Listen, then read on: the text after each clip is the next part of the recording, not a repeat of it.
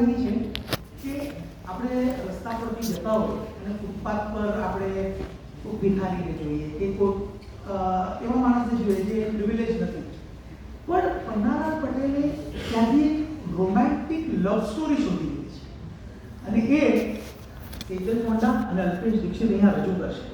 પણ એ પહેલાં હું રિક્વેસ્ટ કરીશ કે પેલું બીજું માઇક આવી જાય અને થોડી ઘણી વાત દાસ્તાનગોઈ ગુજરાતી વિશે એટલે કહેવી પડે, કારણ કે we are oblige to the Gujarati audience કે આજે અમે આ 76મો કે 70મો મે બી 80મો પ્રયોગ છે આજે 2019થી શરૂ કર્યો અને અમે 80 શો સુધી જો પહોંચી શક્યા હોય એ માટે ગુજરાતી ઓડિયન્સનો ખૂબ ખૂબ આભાર માન્યો છે.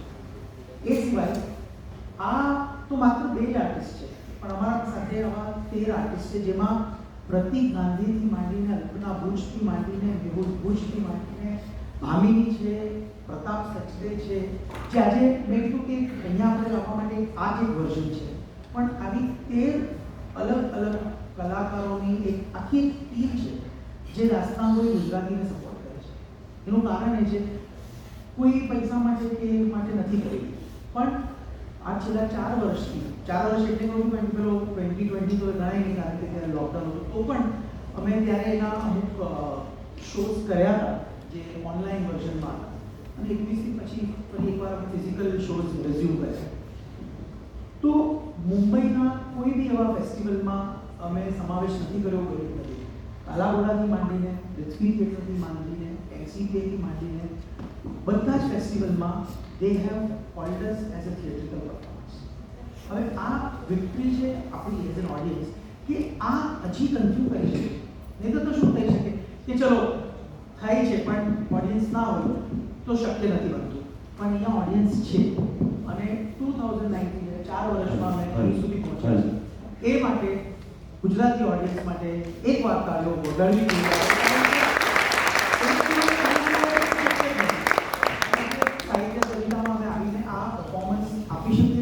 હમણાં સુધી કેવું લાગે છે? તમને મજા આવે છે?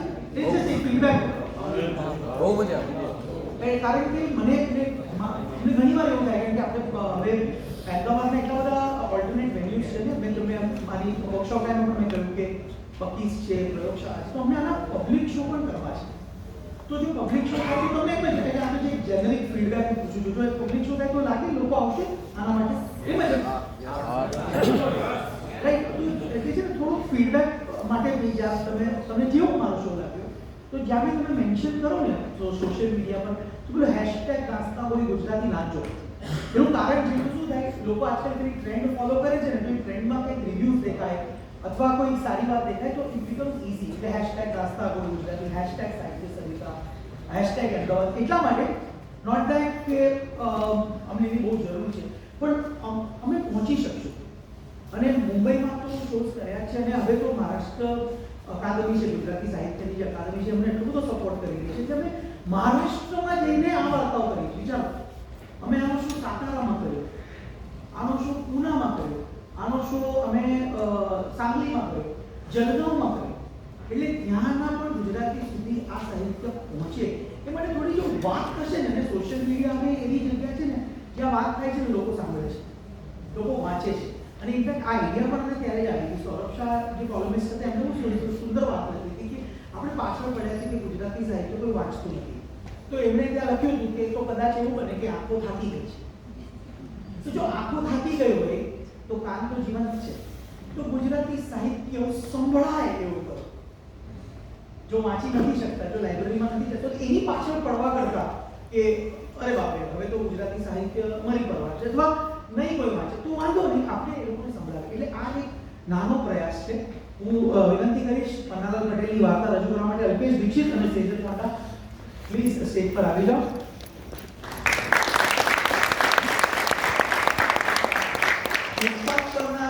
રોમિયો જુલિયટની આ વાત છે અને આ રાઇટિંગનું જીવન આ ખાલી પન્નાલાલ પટેલ કરી શકે. તો આ થોડી સમકાલીન છે, 1960ના દશકમાં લખાઈ હતી વાર્તા. એકવાર એડજસ્ટ થઈ જાય માઇક એ પહેલા આની પછી જરા 2 મિનિટ તમે તમારું સ્થાન જાળવી રાખજો. એક નાનો કર્ટન કોલ આપતો, કર્ટન કોલ જેવું છે but there are some organizations which we want to thank. જરા 2 મિનિટ તમે તમારું સ્થાન જાળવી રાખજો. આ વાર્તા પછી વાર્તા 20 મિનિટની છે. અને આ આજની સાંજની છેલ્લી વાર્તા છે.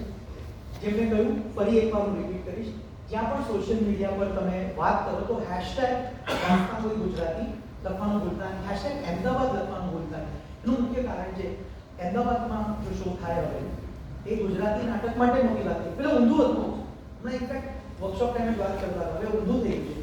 અહીં ઓડિયન્સ વધુ છે, અહીંના નાટકો જોવાની અમને મજા આવે છે. એનું કારણ છે કારણ કે અહીંયા સમકાલીન રંગભૂમિ જીવંત થઈ ગઈ છે, વિચ ઇઝ વેરી ગુડ. તો અમે પણ એનો લાભ લેવા માંગીએ, અમને પણ એવું થાય કે અમે પણ એનો ભાગ કરીએ, પણ એ ભાગ બનવા માટે અમારે ક્યાંથી લાભ આઉટ પ્રોડક્શન એ માટે થોડી જે સોશિયલ મીડિયા પર વાત થાય, તમે લોકો વોટેવર એના પાસે જેન્યુઇન રિવ્યુ એવું પણ નથી કે ભાઈ સારું લખો, પણ મેઘાણી, ચુનીલાલ ભટિયા, પન્નાલાલ પટેલ અને હજી ધૂમકેતુ અને જે સમકાલીન રાઇટર્સ છે, વર્ષા અનાંજા, અજય ઓઝા, કેતન છે, એની વાર્તા તમે લાવી નથી શકતા, જે અમને લાવવી છે. પણ એ માટે થોડું આવું એન્કરેજમેન્ટ મળશે, થોડી સોશિયલ મીડિયા પર વાત કરશે તો અમને બહુ જ હેલ્પ થશે. ફરી એકવાર પન્નાલાલ પટેલની વાર્તા, આસામની છેલ્લી વાર્તા, અલ્પેશ દીક્ષિત, સેજલ પાંડા, સુખ દુઃખના સાથી.